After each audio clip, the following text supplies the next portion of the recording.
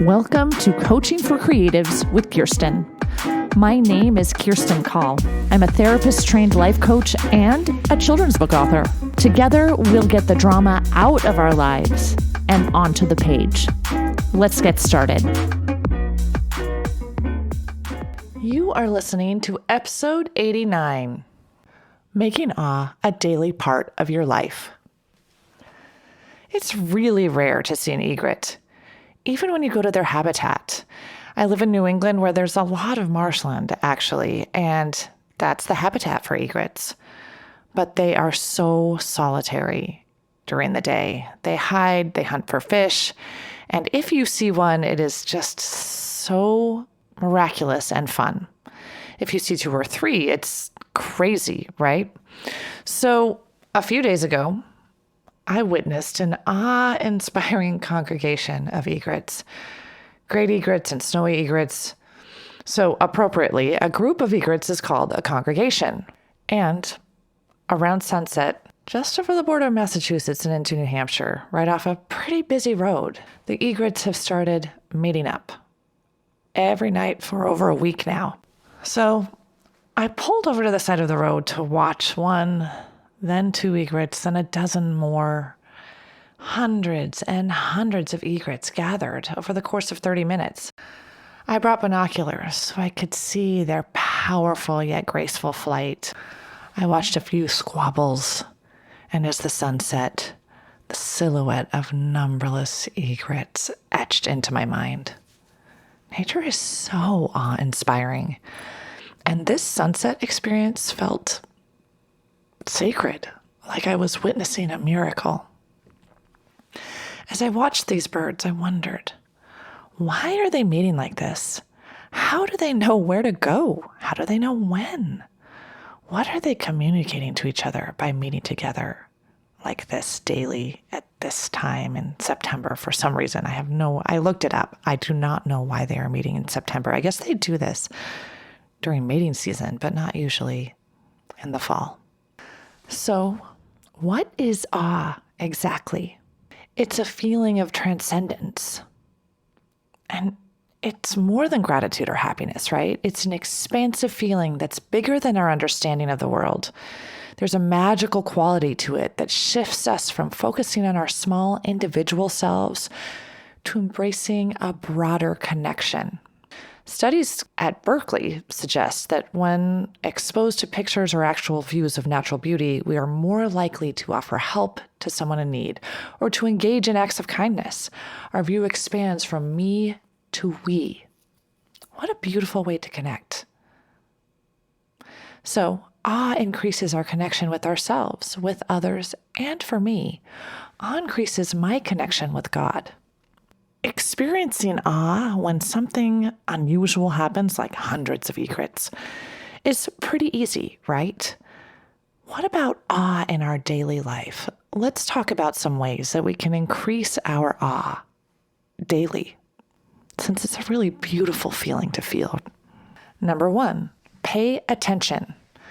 Henry Miller said, "The moment one gives close attention to anything, even a blade of grass, it becomes a mysterious, awesome, indescribably magnificent world in itself." Isn't this true? So linger. Soak in your surroundings. One way to do this intentionally is to kind of ground yourself by looking for 5 things that you can see and paying attention to those, and then finding 4 things that you can touch, 3 things you can hear, 2 things you can smell, and 1 thing you can taste. Okay, number 2, notice beauty. Notice the art on your walls, the flowers and plants, the beauty of your loved one's smiles, the curve of your cat's paw, the sound of wind chimes. Marvel at the sky or the sunlight in the trees. Noticing beauty and feeling awe increases our creativity, because we are more willing to see things differently and find more connections between disparate things. Number 3, practice gratitude. Have you ever felt so grateful you were overwhelmed with emotion? The good kind of emotion, right? Awe. When we approach life with an attitude of gratitude, everything is more awe-inspiring. So We've talked about this on this podcast, but to increase your gratitude, try writing 5 things you're grateful for every day in a little gratitude journal, or tell a friend something you're grateful for every day. Number 4, listen to music. Studies show that the right music can fill your soul in the same way painkillers can. There's a lot of dopamine available in just a few key musical notes. How many transformative experiences have you had with music? Number 5, watch the Olympics or Cirque du Soleil or something like it. What human beings are capable of is awe-inspiring. People who work hard and have talent and raw ability can do the most incredible things. Number 6, walk in nature. Go on hikes or look at photos or movies of nature. Of course, just going to the beach won't elicit awe, right? You have to stop and pay attention and allow space for feelings of awe.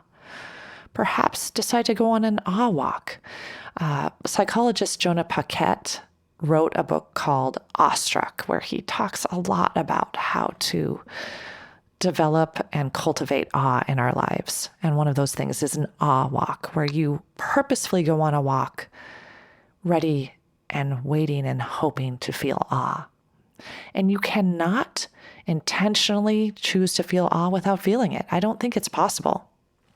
Okay, number 7, write about it. When you feel awe, write about it afterwards. In fact, perhaps take some time right now, press pause, write about an awe-inspiring moment in your life, a vacation, an event, a moment in time.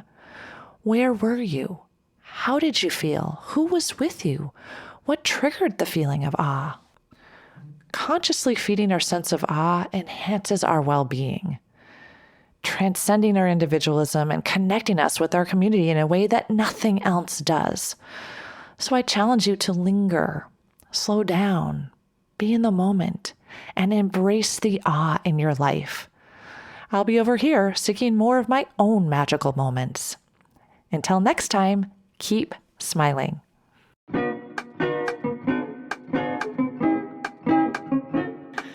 If you like what you've heard, check out my Get Yourself Unstuck program. Go to KirstenCall.com. That's KirstineCall.com and schedule a free consultation today. Coaching for Creatives is produced by Kirsten Call. Music and audio engineering by James Call.